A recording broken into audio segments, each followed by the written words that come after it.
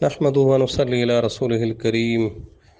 باب نمبر 22 ہے کتاب العلم کا، باب فضل العلمی، باب ہے زائد علم کے بارے میں۔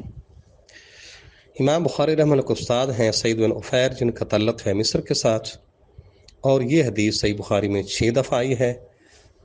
چونکہ کتاب العلم کا پہلا باب بھی تھا فضل العلم، اور یہ بھی فضل العلم ہے، لیکن دونوں میں فرق یہ کہ پہلے کے اندر علم کی فضیلت بیان کرنا مقصد تھی، اور یہاں پر یہ بیان کرنا مقصد ہے کہ اپنی ضرورت سے زائد علم بھی حاصل کر لو تاکہ جو دوسرے لوگوں کی ضرورت کو پورا کرے۔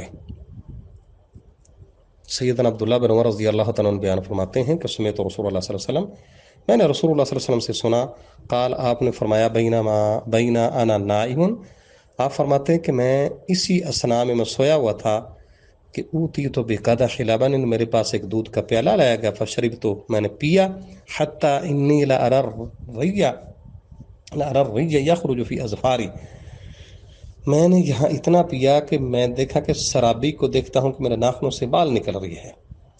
ثم آتیت فضل عمر بن الخطاب، پھر اس کے بعد میں نے اپنا بچا ہوا پانی سیدنا عمر بن الخطاب کو دے دیا۔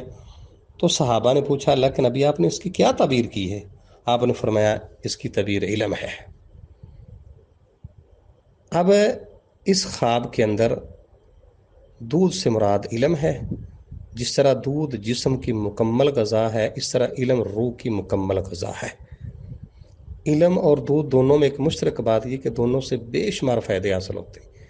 دودھ جسم کی فطری خوراک ہے اور علم روح کی فطری غذا ہے اصل میں، اور چونکہ دودھ جنت کی نہروں میں سے ایک نہر بھی ہے۔